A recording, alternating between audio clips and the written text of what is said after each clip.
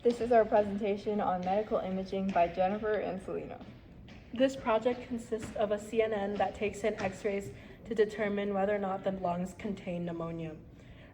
The database we use consists of 3,000 images, each 128 by 128 pixels, that are all grayscaled and resized down to 96 by 96 pixels.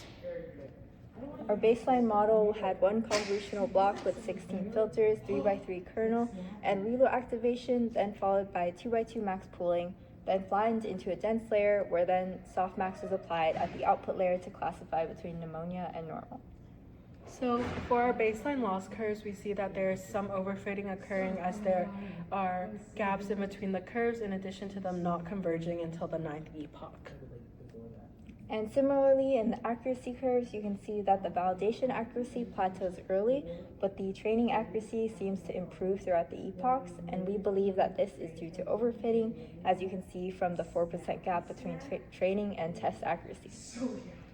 So looking at our confusion matrix, we see that the model struggles to classify pneumonia as pneumonia, in addition to giving out false positives, which we believe is due to the fact that early onset pneumonia makes the lungs look normal.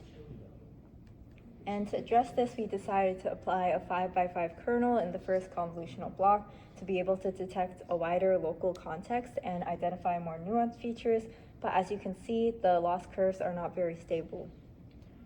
So, as Selina said, the validation accuracy here fluctuates in between all the epochs and shows signs of overfitting, as the training accuracy and the test accuracy still have a pretty big gap.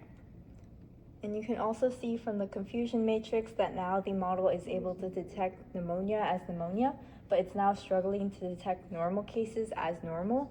So we believe that this may be due to overfitting introduced by the increase in parameters from the 5x5 kernel.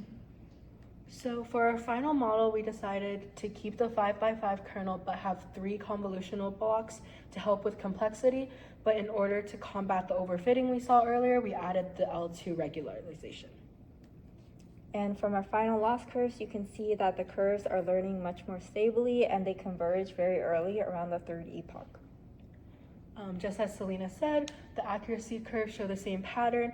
In addition, the test accuracy improved overall by 4% from our baseline model.